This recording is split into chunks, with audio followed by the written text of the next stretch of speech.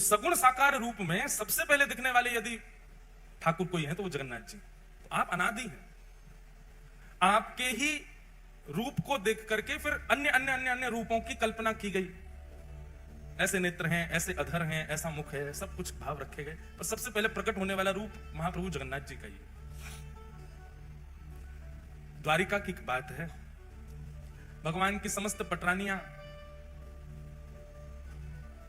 जब भी अपने कार्यों से निवृत्त होती हैं तो सबके मन में इच्छा होती है कि हमको कुछ ठाकुर जी की लीला या चर्चा सुनाई जाए।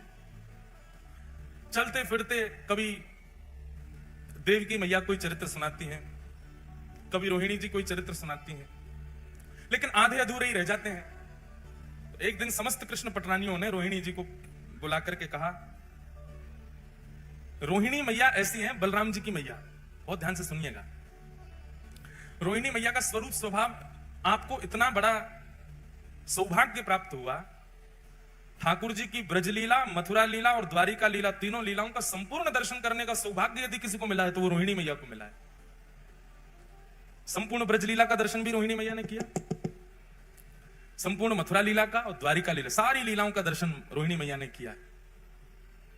भगवान की पत्नियों ने रोहिणी मैया से कहा, मां आप एक जगह बैठ करके धैर्य पूर्वक ठाकुर जी की संपूर्ण लीला हमको सुनाओ, ब्रज लीला सुनाओ।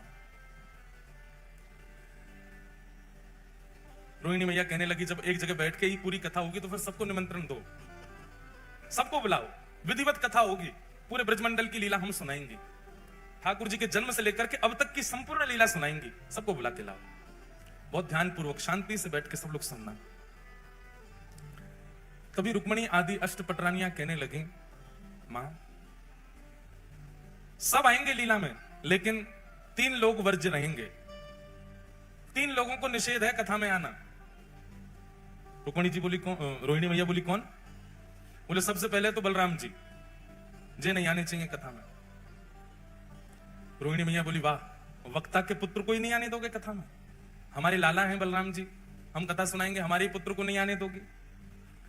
अब मां आप समझो ना, वो जेठ जी हैं, और जेठ के आगे हमको इतना संकोच लगेगा कि जेठ जी बैठे हैं, कभी घूंघट करना, कभी आपने कोई कीर्तन गाया तो नाचने में भी संकोच होगा, जेठ जी बैठे हैं। इसलिए आप कृपा करके उनको तो दूर ही रखना। बेचारे बलराम जी के साथ में एक अन्याय तो हुआ कृष्ण लीला में। इसी कारण से जब रासलीला होती है तो रासलीला में हम गाते हैं, राधा नाचे, कृष्ण नाचे, नाचे गोपी जन, मन मेरा बन गया सखीरे पावन वृंदावन। ब्रह्मा भी नाचे, शंकर नाचे, सूरज नाचे, चंद्र नाचे, तारे नाचे, सब ब्रह्मांड नाच रहा है, केवल एकमात्र बलराम जी नहीं नाचे। बलराम जी को रास में भी नहीं आने दिया किसी ने। क्यों? बलराम जी आए तो थे, जैसे ही रास में बलराम जी आए सब गोपियों ने घूंघट कर लिया। सब जेठ ही मानती हैं इनको, क्योंकि गोपियां भी सब कृष्ण को पति मानती हैं, ये बड़े भैया जेठ हो गए। जैसे ही गोपियों ने घूंघट किया, गोपियां सब खड़ी हो गई। अब ठाकुर जी हाथ पकड़े, नाचो। गोपियां कहें, जेठ जी खड़े इनके आगे कैसे नाचो? तो ठाकुर जी बोले, दाऊ दादा, ये सब गोपियां नृत्य कर रही हैं, देखो गोपी बने शंकर जी भी घूम रहे हैं, गोपी बने ब्रह्मा जी भी हैं, सब गोपी हैं, आज आपको भी गोपी बन के आना पड़ेगा। दाऊ दादा बोले, मैं बनूंगा गोपी, मैं तो नहीं बनना। तो बोले, अब यहां तो एक ही पुरुष है, मैं, बाकी सब तो गोपी हैं। आप अब संकोच हो रहा है ठाकुर जी को कैसे कहें कि बाहर चले जाओ। बलराम जी समझ गए कि भैया हम बड़े हैवे को दुर्भाग्य हमारो कि हम यहां खड़े नहीं रह सकते। बेचारे बलराम जी चले गए। आज भी स्थान है गिरिराज जी की परिक्रमा, अगर कच्ची वाली आपने लगाई हो, भीतर वाली, तो कच्ची परिक्रमा लगाओगे तो वहीं पर स्थान पड़ता है लुक लुक दाऊ जी। क्या नाम है? Look look Dau ji. वहां बैठ करके कुंज में छिप करके श्री दाऊ दादाजी नेत्रों से नीर बहा रहे हैं और रास बिहार का दर्शन कर रहे हैं। वहां से लुक लुक कर रहे हैं, देख रहे हैं रास बिहार, इसलिए उस स्थान का नाम है लुक लुक दाऊ जी। वहां बैठ करके संपूर्ण रास का दर्शन किया बलराम जी ने। आज भी वही हुआ। सब कृष्ण पटरानियां कहने लगी, बोले कि कथा में 3 नहीं आएंगे, सबसे पहले बलराम जी को, जेठ जी उनके आगे हम कथा में संकोच होगा। रोहिणी मैया बोली, ठीक है। दूसरा? बोले दूसरी सुभद्रा। बोले सुभद्रा जी क्यों नहीं आएंगे? बोले बहुत चंचल है। अरे कथा सुनते सुनते हमारे नेत्रों में अश्रु आ गए और हम कहीं रोने लग गए तो आके सामने बैठ जाएंगी। आप रो रही हो? क्या बात है, रो क्यों रही हो? अरे लीला ही तो सुना रही है मैया, आप रो क्यों रही हो? बहुत चंचल है, बहुत पूछती रहती है, बात बहुत करती हैं, इसलिए आप सुभद्रा जी को भी कह दो कि वो भी नहीं आए कथा में। रोहिणी मैया बोली, ठीक है। और तीसरे? बोले तीसरे द्वारिकाधीश। बोले क्यों, उनकी तो लीला है। बोले इसीलिए तो नहीं बैठा ना। अब आप कहोगे कि ठाकुर जी पीरी धोती पहन के नेक्स्ट से ठाकुर जी त्रिभंग लली ठाकुर जी मटक मटक के चल रहे हैं। अब कथा सुनकर के चिंतन करना चाहिए। हम चिंतन तो करेंगे नहीं, उनको देखेंगे अच्छा ऐसे चल रहे थे। आप कहोगे कि वह गोपी के यहाँ जाकर के ऐसे माखन चुराए हो, तो चिंतन तो हम करेंगे नहीं, उन्हीं को देखती रहेंगी। और कथा में वक्ता के वाणी और वक्ता के अलावा कोई और देखें, किसी और को देखना पड़े तो फिर कथा का रस नहीं आता। आजकल ये हो रहा है, कथाओं में झांकियां बना के रख देते हैं मंच पे। हम कोई विरोध नहीं कर रहे, पर कथा में नहीं होना चाहिए झांकी। कथा में झांकी कब आती है पता है? जब कथा में मन नहीं लगता तो झांकी बना बना के लाते हैं। चलो इससे तो मन लगे लोगों का, वो आकर्षण के लिए होता है, वो मनोरंजन के लिए होता है। कथा में तो वक्ता की वाणी सुनो, नेत्र बंद करके जो वो कह रहे हैं उसका चिंतन चित्त में करो। मन का मंथन होना चाहिए, मनोरंजन नहीं। और क्षमा करें, अगर द्वारिकाधीश यहां बैठ गए तो आप बोलोगी, हम चिंतन करेंगे किसका? हमारे सामने बैठे हैं जिनकी आप कथा सुना रही, तो इसलिए उन्हीं को देखते रहेंगे हम तो। और फिर स्वभाव आ जाता है ना, जिसकी प्रशंसा सुनाई जाती है तो हम उसको अच्छा तेरी बात बता रहे हैं, ऐसे करता है, ये होता है। और बोले आप कुछ भी बताओगी, हम श्री कृष्ण को अच्छा तो ये सब किया आपने। इस कारण से कथा में वो भाव नहीं बन पाएगा जो बनना चाहिए। इसलिए ठाकुर जी को भी कथा में मत बुलाओ। रोहिणी मैया बोली तुमने उन 3 लोगों को निषेध किया जिन 3 से पूरी द्वारिका चल रही है। द्वारिका में पत्ता नहीं हिलता इन तीनों के बिना, और तुम कह रही हो कि तुम पूरी कथा सुन लोगी इन तीनों के बिना। बहुत ध्यानपूर्वक सुनिएगा,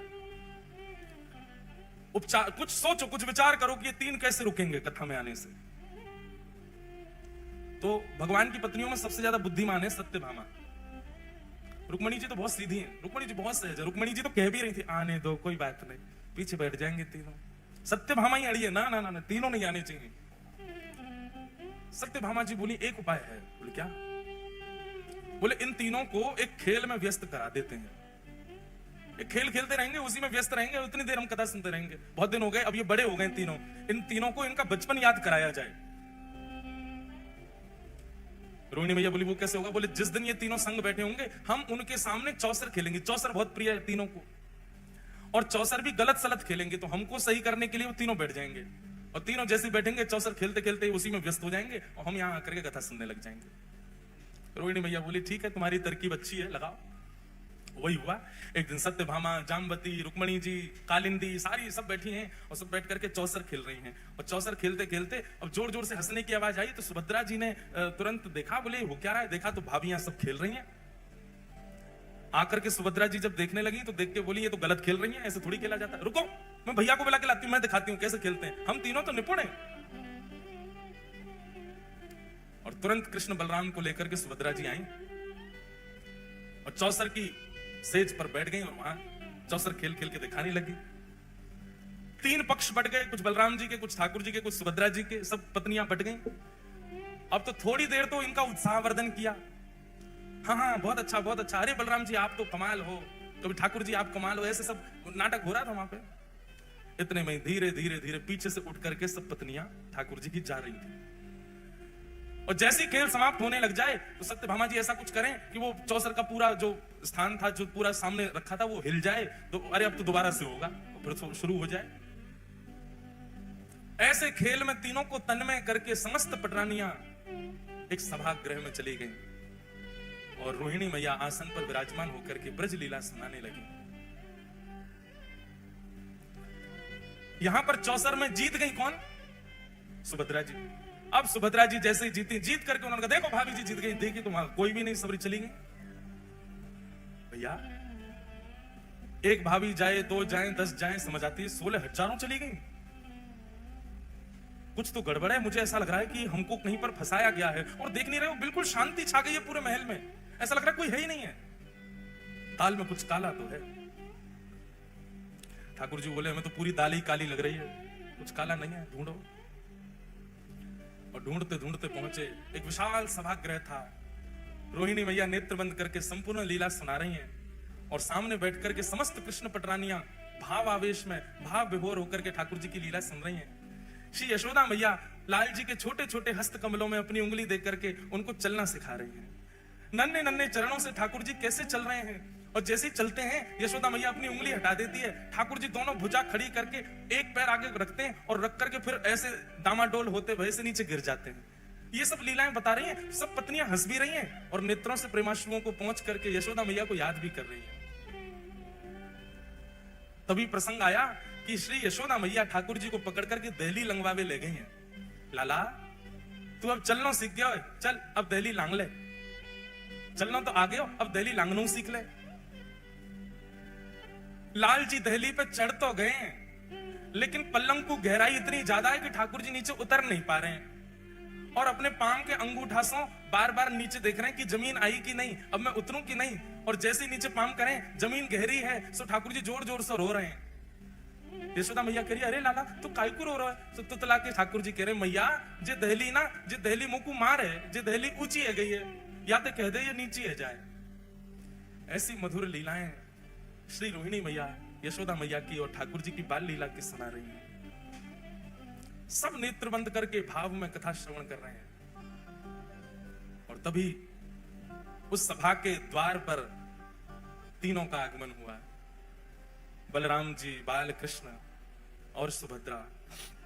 बलराम जी, द्वारिकाधीश, सुभद्रा तीनों आए और तीनों ने आकर के जैसे चुपचाप देखा कि कथा चल रही है, मधुर लीला सुना रहे हैं, ठाकुर जी ने दोनों से कहा चुपचाप पीछे चल करके बैठे, ये हमसे छुप करके कथा कही जा रही है ताकि हम ना सुन लें, चलो पीछे बैठ के सुनेंगे। और ठाकुर जी बिल्कुल सहमे से गए और सबसे पीछे जाकर के बैठ गए तीनों।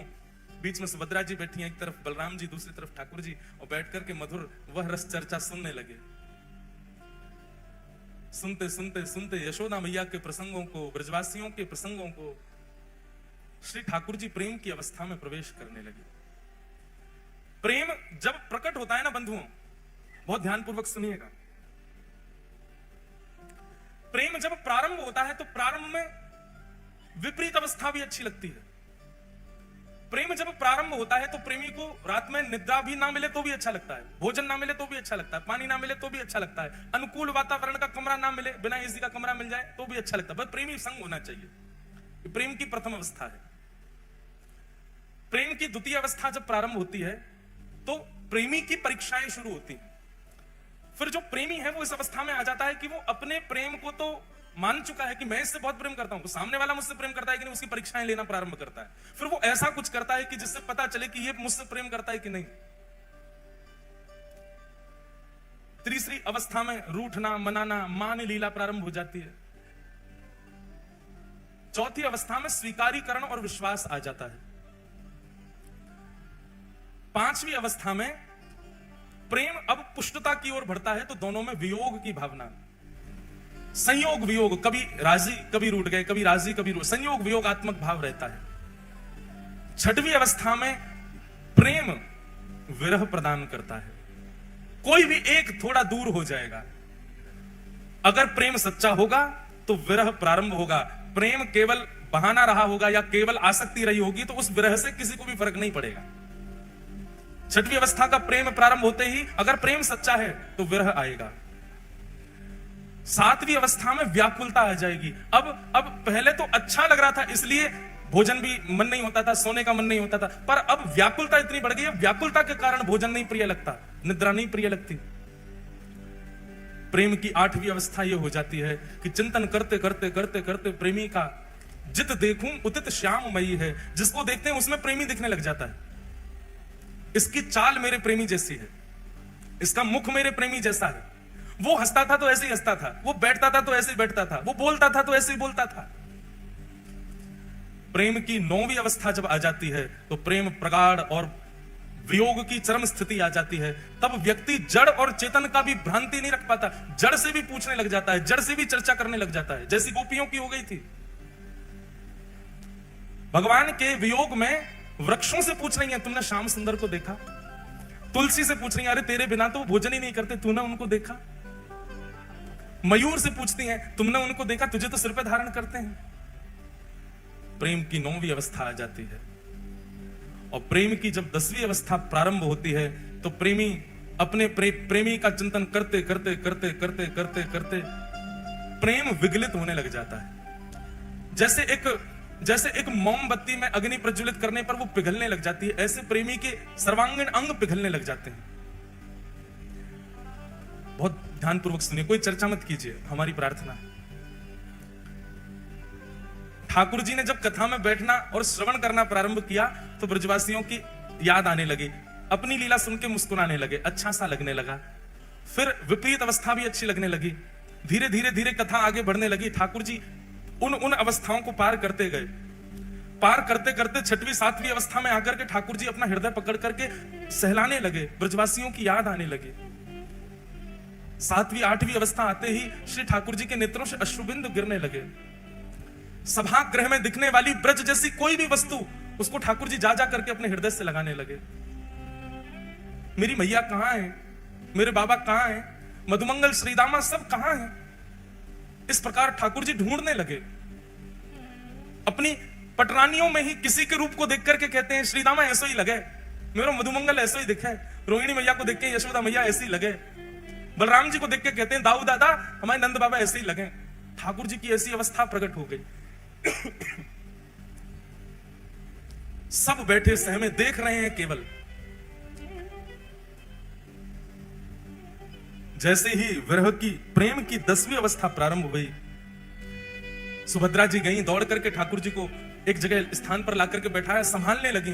पर रोहिणी मैया तो भावावेश में आकर के कथा कहती जा रही हैं। सुनते सुनते सुनते प्रेम की 10वीं अवस्था में जैसे प्रवेश किया, ठाकुर जी की भुजाएं खड़ी हो गई, बलराम जी की भुजाएं खड़ी हो गई, मानो आवाहन कर रहे हो, अरे भैया कोई जाओ जाके ब्रजवासियों को लाके हमारे हृदय से लगा दो।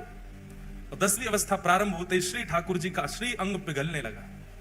नेत्र पिघल गए, नासिका पिघल गई, कान पिघल गए, मुखमंडल पिघलने लगा, हस्तकमल पिघलने लगे, चरण पिघल गए, उदर पिघल गया, सर्वांगीण श्री अंग पिघलने लगा श्री ठाकुर जी का।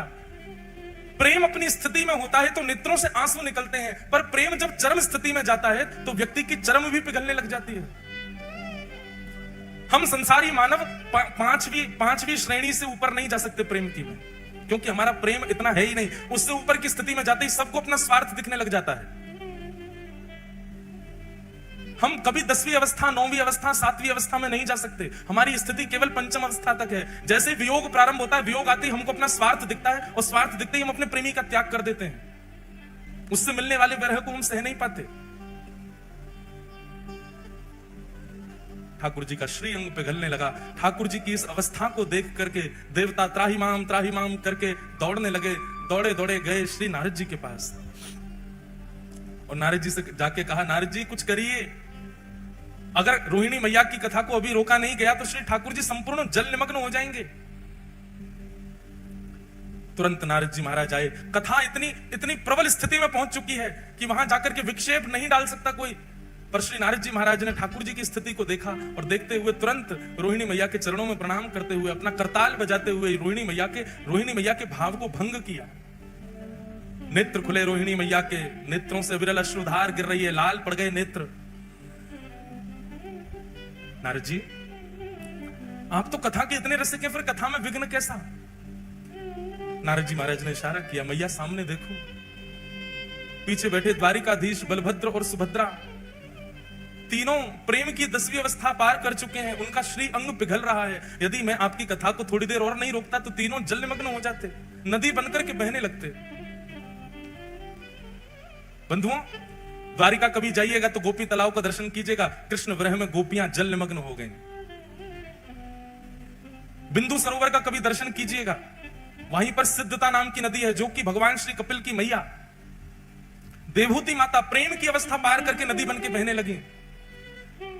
कालिंदी प्रेम की अवस्था पार करके नदी बन के यमुना जी बन गई। भगवान शिव का प्रेम ही श्री गंगा के रूप में परिवर्तित हो गया। प्रेम की अवस्था को जिसने पार किया वो बहने लगा। यदि उस समय नारद जी नहीं आते, कथा को नहीं रोकते, तो शायद जगन्नाथ प्रभु भी बहने लगते, कोई नदी ही प्रकट हो गई होती द्वारिका में।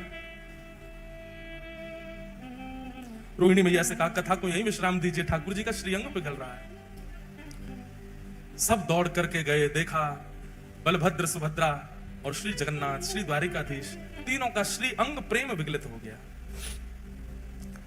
नारद जी महाराज रुदन करने लगे, चरणों में प्रणाम करने लगे, भगवान आप अपने रूप में प्रकट हो जाइए, नाथ ऐसा मत कीजिए। जगन्नाथ द्वारिकाधीश कहने लगे, नारद जी पूरे विश्व को बताने के लिए कि प्रेम की अवस्था क्या होती है, यह स्वरूप मेरा सदा तुम्हारे चित्त में रहेगा। मैं अभी अपने पूर्व रूप में आ जाऊंगा, पर मेरे स्वरूप को तुम अपने चित्त में धारण करके रखो। कलिकाल में व्यक्ति इतना ज्ञान सहन नहीं कर पाएगा, वैराग्य अपने जीवन में ला नहीं पाएगा, पर वो प्रेम का अधिकारी बन पाएगा। उसको प्रेम स्वरूप बताने के लिए, प्रेम किसे कहते हैं यह दर्शाने के लिए, मेरा यह स्वरूप तुम्हारे हृदय से कलिकाल में पुनः प्रकट होगा। तब तक के लिए इस स्वरूप को तुम अपने चित्त में विराजमान कर लो। और वही ब्रजवासियों का प्रेम, वही श्री किशोरी जी, वही नंद बाबा यशोदा मैया के विरह में प्रेम जो प्रकट हुआ द्वारिकाधीश का, वही रूप कलिकाल में इंद्रद्युम्न राजा के द्वारा इस धराधाम पर प्रकट हुआ, जिनका नाम विश्व प्रसिद्ध श्री जगन्नाथ हुआ। बोलो जगन्नाथ महाप्रभु की। ब्रजवासियों के प्रेम में श्री महाप्रभु जगन्नाथ जी पिघल गए और तब यह रूप प्रकट हुआ। बंधुओं, संसार में सब प्रेमी अपने आप को दिखाते बताते हैं, पर प्रेम तो केवल ठाकुर जी जानते हैं और कोई नहीं जानता।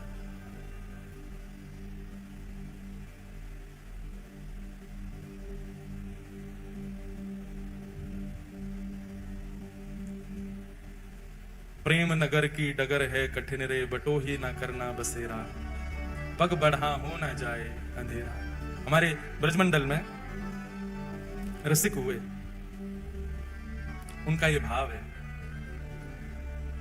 भैया प्रेम के मार्ग पर यदि चल रहे हो, पहले ही सावधानी आपको कर दी जा रही है, चेतावनी दी जा रही है, इस मार्ग पर मत चले जाना। कहीं इस मार्ग में और गहराई में प्रवेश कर गए तो जगन्नाथ भगवान की तरफ पिघल जाओगे।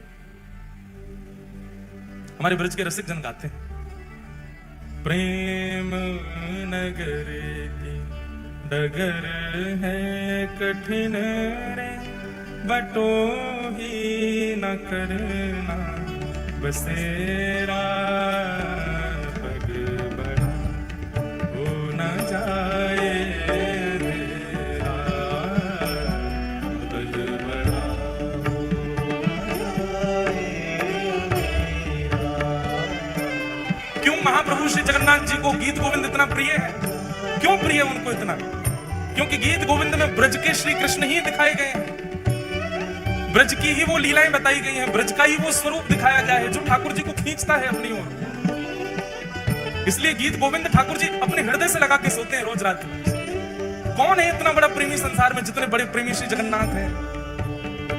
आज भी महाप्रभु जगन्नाथ रात्रि में चाहे कितने महंगे वस्त्र ले आइए, कितना महंगा श्रृंगार ले आइए, लेकिन अपने श्री अंग को स्पर्श कराते हुए पहले गीत गोविंद ओढ़ते हैं, उसके बाद कोई वस्त्र पहना दो। गीत गोविंद हृदय से लगा के सोते हैं, क्योंकि गीत गोविंद में श्री कृष्ण को प्रिय लगने वाली स्थितियां वर्णित की गई हैं जयदेव महाप्रभु के द्वारा। ये ब्रजवासियों को प्रेमी ठाकुर है भैया, ये ब्रजवासियों को प्रेमी है हमारो जगन्नाथ। इसलिए मैंने कहा कभी जगन्नाथपुरी जाओ तो एक ब्रजवासी को संग लेकर के जाओ, महाप्रभु को बहुत प्रिय। प्रेम नगर की डगर है कठिन रे, बटो ही न करना बसेरा, पग बढ़ा हो न जाए अंधेरा, पग बढ़ा हो न जाए अंधेरा, पग बढ़ा हो न जाए अंधेरा, पग बढ़ा हो न जाए अंधेरा। हो मन का रतन रख जतन से अनाड़ी, मन का रतन रख जतन से अनाड़ी, मन का रतन रख जतन से अनाड़ी, मन का रतन रख जतन से अनाड़ी।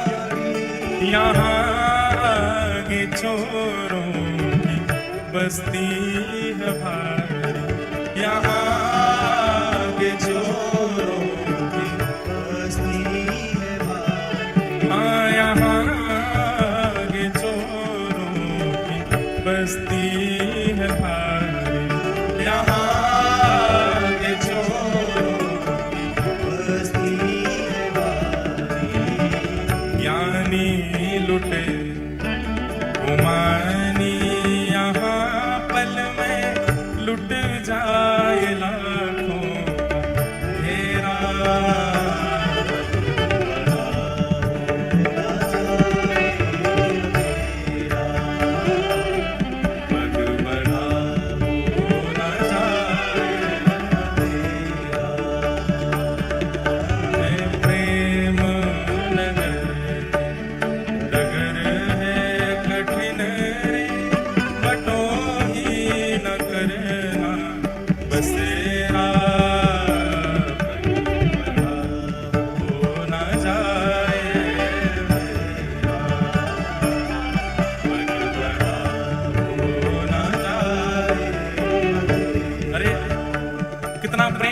महाप्रभु जगन्नाथ को। स्वयं तो पिघल गए, बहन भी पिघल गई, भैया भी पिघल गए, पर जिन आयुधों को संग में रखते हैं श्री ठाकुर जी राक्षसों का दमन करने के लिए, भक्तों की रक्षा के लिए, उनमें भी श्री सुदर्शन जी महाराज, उनको भी पिघला दिया। वो भी वहां पर तीक्ष्ण नहीं है।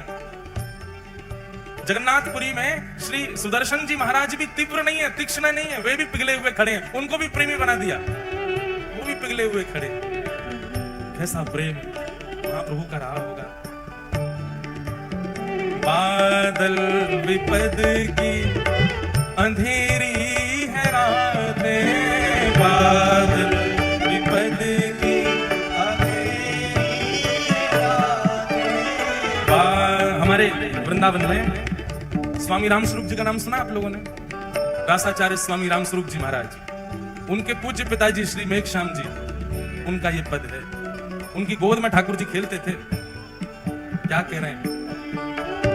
बादल विपद की अंधेरी है रातें, बादल विपद की अंधेरी है रातें। भजन सार सब झूठी दुनिया की बातें, भजन केवल सार भजन है, बाकी सब झूठ है। भजन सार सब झूठी दुनिया की बात, भजन सार सब झूठी दुनिया की बात। लखों श्याम पुत्रिन में उनकी झलक, मित्र हो जाए पल में सवेरा, भगवान ना जाए भगवान हो ना जाए प्रेम नगर है कठिन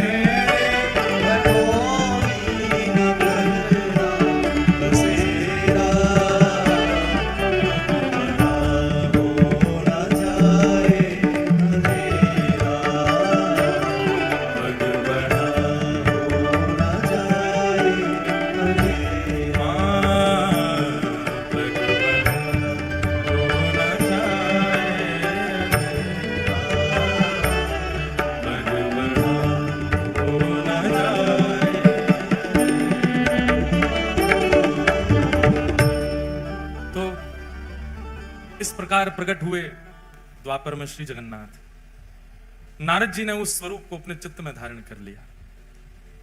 फिर इसी कलिकाल में इंद्रद्युम्न नाम के राजा हुए। पूर्व के संस्कार उनके इतने सुदृढ़ थे। देखो बंधुओं, भक्त दो ही लोग बनते हैं, बहुत ध्यान से सुनिएगा। भक्त दो ही लोग बनते हैं, या तो वो जिसके पूर्व का भजन बहुत है, थोड़ा बहुत शेष रह गया तो इस जन्म में वो भक्त बन गया। पूर्व काल से ही भक्ति के संस्कार हो तो इस जन्म में वो भी भक्त बन जाता है। और दूसरा भक्त कौन बनता है? घोर नास्तिक। ऐसा ठोकर पड़े, ऐसी झटका लगे जीवन में कि वो भक्त बन जाता है। दो ही प्रकार के लोग अमूमन भक्त बनते हैं, परसेंटेज नहीं दोनों उनके ज्यादा है। तो इंद्रद्युम्न राजा के पूर्व के संस्कार बहुत ध्यानपूर्वक सुनिएगा। ठाकुर जी ऐसे नहीं प्रकट होते, ऐसे संस्कार हो तब ठाकुर जी आते हैं जीवन में। इंद्रद्युम्न राजा, बचपन से ही उसके अंदर इतनी भक्ति थी, इतना भाव था। भक्ति भाव का मतलब आप क्या समझते हैं? ठाकुर जी के प्रति भक्ति होना, ठाकुर जी के प्रति भाव होना, ये तो सबके अंदर हो जाता है। असली भक्त वाकु मानो, जाको जाको प्रेम हरि जनन से हो। कौन से? हरि जन से। हरिजन मतलब हरि के जो दास है, उनसे जो प्रेम करते हो। हम एक बात कथा में कहते हैं कि महाप्रभु श्री जगन्नाथ जी के दर्शन करके आप जितना उछलते हो, राधा रमन जी के कपाट लगे, अचानक से गोसाई जी कपाट खोलते हैं तो जैसे महाराज सबकी भुजाएं खड़ी हो जाती है, नेत्र अपलक हो जाते हैं, हृदय में प्रसन्नता हो जाती है। राधा वल्लभ जी के दर्शन होते ही महाराज हृदय में अत्यंत शांति, अत्यंत शीतलता का अनुभव होता है। ठीक वैसा ही अनुभव किसी वैष्णव जन को देख करके होता हो तो मानो कि आप वैष्णव हो, तो मानो कि आप भक्त हो। हरिजन से प्रीति नहीं, अगर हरिजन से प्रीति नहीं है तो हरि से प्रीति नहीं। इंद्रद्युम्न राजा का एक नियम था कि आप अपने नगर में सेना खड़ी करके रखते थे चारों ओर। सब राजाओं की सेना खड़ी रहती है सुरक्षा में, लेकिन आपकी सेना का एक ही काम था, बहुत ध्यानपूर्वक सुनिएगा। क्या? नगर में आने वाले हर व्यक्ति से पूछना कि वो कहां से आया है, और नगर से जाने वाले व्यक्ति से पूछना वो कहां जा रहा है। यदि आने वाला व्यक्ति और जाने वाला व्यक्ति किसी तीर्थ या धाम का नाम ले दे, उसको पकड़ करके राजा के पास ले जाओ। आने वाला व्यक्ति अगर ये कह दे कि मैं बद्रीनाथ से आया हूं, तो जैसे किसी नगर में प्रवेश करते हैं तो वहां के सिपाही जन खड़े होकर के लाइन लगवाते हैं, बोले हाँ एक एक करके बताते जाओ अपना परिचय, कहां से आए हो। अगर वो कहते हैं कि हम फलाने नगर से आए हैं, फलाने गांव से आए, तो उनको जाने दिया जाता। कोई कहता हम वृंदावन से आए हैं, कोई कहता हम अयोध्या से आए हैं, बद्रीनाथ से, इधर खड़े होते जाओ सब। अब सब भक्तों को लगे भैया क्या होगा पता नहीं हमारे साथ, सब घबरा जाए। भैया क्या करोगे? बोले कुछ नहीं, हमारे राजा से आपको मिलना पड़ेगा। बोले हम पे कर नहीं है कुछ देने को। बोले कुछ देना करना नहीं है, हमारे राजा बस मिलना चाहते हैं। और जितने वैष्णव इकट्ठे होते तीर्थ से आने वाले, सबको लेकर के इंद्रद्युम्न की सभा में जाया जाता। इंद्रद्युम्न को बताया जाता ये वृंदावन से, ये काशी से, ये वहां से, सब तीर्थों के नाम। इंद्रद्युम्न अपनी सभा पूरी करके सबको एक कमरे में बिठाता और सामने बैठ करके एक एक करके उनको बुलाता। बोले आप उस स्थान का वर्णन कीजिए, वृंदावन कैसा है। और नेत्र बंद करके इंद्रद्युम्न केवल उसका अनुभव करता था। वहां की नदी कैसी है, वहां के लोग कैसे हैं, वहां की वृक्ष वल्लरियां कैसी हैं, वहां का तापमान कैसा रहता है, वहां ठाकुर जी की सेवा कैसी होती है, प्रसाद कैसा लगता है, सारी बातें इंद्रद्युम्न बैठ करके सुनता था। एक अद्भुत भक्ति का प्रकार था इंद्रद्युम्न का। और जब वो अपनी पूरी बात कर देते तो उनको खूब सारा धन धान्य देता, उनके चरण धोता, उनके चरण दल को पीता और कहता अगली बार कभी आप तीर्थ से आओ तो मेरे लिए कुछ प्रसाद लाना। तीर्थ जाने वाले जो लोग होते थे नगर से, उनको अपने पास बुलाता, कहां जाओगे, कहां रुकोगे, वहां कैसे करोगे, क्या करोगे, रास्ता कैसा है, कैसे जाओगे, व्यवस्था कर देता रास्ते की। और कहता लौट के आओ तो मुझसे जरूर मिलना, बताना कैसा लगा वहां पे, मैं तो राजा हूं, कार्यकाल छोड़ के जा नहीं सकता। ऐसी उसकी भक्ति। हमारे वृंदावन में भी ऐसी भक्ति होती है, इसी को मानसी भक्ति कहते हैं। इंद्रद्युम्न राजा मानसी यात्रा करता था, सारे तीर्थ घूमे थे उसने केवल मन ही मन से। और इसी मानसी यात्रा करने का उसको एक दिन फल क्या, रात्रि में जब सोता था तो चिंतन में वो तीर्थ धाम और वहां के ठाकुर ही उसको दिखाई देते थे। एक दिन ऐसे ही पूछते पूछते पूछते वैष्णवों से, उनके संग बैठ के सत्संग करते करते रात्रि में इंद्रद्युम्न सोए। और जैसे ही सोया स्वप्न में उसको एक पर्वत दिखाई दिया। उस पर्वत में सुंदर गुफा है और उस गुफा के भीतर त्रिभंग लली श्याम सुंदर बिल्कुल नील मणि की तरह चमक रहे हैं। अद्भुत उनकी छटा, ऐसा अद्भुत दर्शन करने लगा। उनका दर्शन करके नेत्र आनंदित हो गए। उनकी सुंदर चरण की उनके सुंदर अंग की सुगंधी इंद्रद्युम्न को आने लगी। उनकी वो एक क्षण की झलक इतनी सुंदर, इतनी मनमोहक थी। छटपटा करके नेत्र खुले इंद्रद्युम्न के, जलपान करने लगा, अपनी छाती को मसलने लगा। ये मैंने कैसा दृश्य देखा, ये कौन थे, ये कहां के ठाकुर जी। मैंने इतने तीर्थयात्रियों से पूछा पर ऐसा स्वरूप तो किसी ने मुझे वर्णन नहीं किया। अत्यंत व्याकुल हो गया इंद्रद्युम्न। अब तो जो भी तीर्थयात्री आए उनके तीर्थ की चर्चा ना सुन के अपना हृदय का भाव बताता। ऐसी आंख है, ऐसी कमर है, ऐसा मुख है, ऐसे चरण है, आपने इनके बारे में सुना, ये कौन है, पर्वत पर रहते हैं। वैष्णव जन कहे नहीं हमने तो नहीं देखा। अत्यंत व्याकुल हो गया इंद्रद्युम्न। संतों की खूब सेवा करता, बस मन में यही चिंतन था बस इनका पता मुझे लग जाए, ये कौन है जो मुझे स्वप्न में दिखे। बंधु एक बात बताएं, ये इंद्रद्युम्न के साथ हुआ ये तो हमने पढ़ा है, पर प्रत्यक्ष मैंने कई लोगों को सुना भी है। हमारे गिरधर लाल जी के एक आध वैष्णवों के तो मुझे याद है, उन्होंने कभी लाल जी को देखा नहीं, पर उनके स्वप्न में ठाकुर जी जाके उनको दर्शन देके आ चुके हैं। हमारे वृंदावन राधा रमन लाल जी, कोई व्यक्ति वृंदावन नहीं आया पर उसको स्वप्न में जाकर के पहले ही उसके दर्शन देके आ चुके हैं। ऐसे ठाकुर जी ने दर्शन दिया इंद्रद्युम्न को। एक दिन रात्रि में सोया, अत्यंत विकल व्याकुल रोज चिंतन करता ठाकुर जी का। तभी उसके स्वप्न में पुनः वह ठाकुर जी प्रकट हुए और प्रकट होकर के उन्होंने अपना नाम बताया। हे इंद्रद्युम्न, मैं नील माधव हूं, मैं तुम्हारी भक्ति से बहुत प्रसन्न हूं और तुम पर अनुग्रह करना चाहता हूं। नीलाचल पर्वत पर मेरा निवास है, कुछ आदिवासियों से ही मैं अपनी सेवा कराता हूं, इससे ज्यादा संकेत मैं नहीं दे सकता, तुम स्वयं खोज करके मेरे इस अनुग्रह को स्वीकार करो। इंद्रद्युम्न अत्यंत प्रसन्न हो गया, थोड़े थोड़े संकेत उसको मिल गए थे।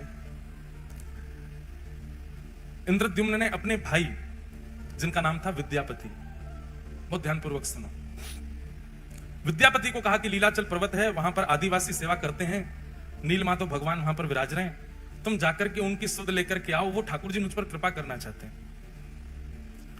तब विद्यापति नीलाचल पर्वत के पास गए और वहां जाकर के उन्होंने देखा तो सब कोल भील हैं, सब वन के लोग हैं, आदिवासी हैं, और वो सब वहां पर रहते हैं, रह करके कैसे सेवा करते हैं, क्या करते हैं, वो सब का थोड़ा थोड़ा अनुभव करने लगा। तभी एक दिन एक कन्या पर उसकी दृष्टि गई, अत्यंत भोली सीधी कन्या, उसका नाम था ललिता। उन्हीं आदिवासियों के सरदार की वो बेटी थी। विद्यापति ने कहा यदि मैं इसको अपना मित्र बना लूं या इससे कोई संबंध रखूं तो मुझे नीलमाधव भगवान जल्दी मिलेंगे। एक दिन वंचर जीवों के बीच में जबरदस्ती स्वयं को उसने डाल दिया। वंचर जीव उसको कहीं से खा गए, कहीं से काट गए, कहीं पर अपने नाखून मार गए और पूरे रक्त में रंगित अपने तन को लेकर के वन में पड़ा पड़ा विद्यापति रो रहा था। तभी वो जो आदिवासी थे उनकी पुत्री ललिता वहीं से जल भर के जा रही थी। भगवान देखो कितने पापड़ बेलने पड़ते हैं तब आते हैं ठाकुर जी। हम जामे और वहां पे भी जाके दुकानदार को पैसा देके ठाकुर जी उठा लाते हैं और उसमें भी मोल भाव करते हैं, कम कर, इतने महंगे ठाकुर जी। ठाकुर जी को भी गोद में आके लगती होगी अरे ये पैसा तो कम लग रहे हैं, पूरा ब्रह्मांड लुटा देगी तो ना खरीद पाएगी मुझे, या तो मोल भाव और कर रही है। हमने अभी एक कथा जलंधर में एक बात कही कि भैया किसी व्यक्ति ने मुझसे प्रश्न किया कि महाराज जी हम ठाकुर जी वृंदावन से लेकर के आते हैं या कोई भी लेता है उसका पैसा देते हैं तो मन में ये बात बनी रहती है कि हमने ठाकुर जी खरीदे हैं, हमको पैसे देने से मना नहीं, हम देना चाहते हैं, पर ये भावना चित्त से जानी चाहिए कि हमने ठाकुर जी खरीदे हैं, उसका क्या करें। हमारे मन में जो आया वो बताया मैंने कि सुनो, आप उसको ये मत समझो कि आप धन देकर के खरीद के लाए हो, आप ये सोचो ये ठाकुर जी जादना पधारे, जादना रूप बनो, वही दना इनने मुंह चुन लियो। अब ये प्रतीक्षा कर रहे हैं हिसार की वो माता जी कब आएंगी या हिसार के वो भैया कब आएंगे, उनके संग में जाऊंगा। अब आप गए 1 साल 2 साल बाद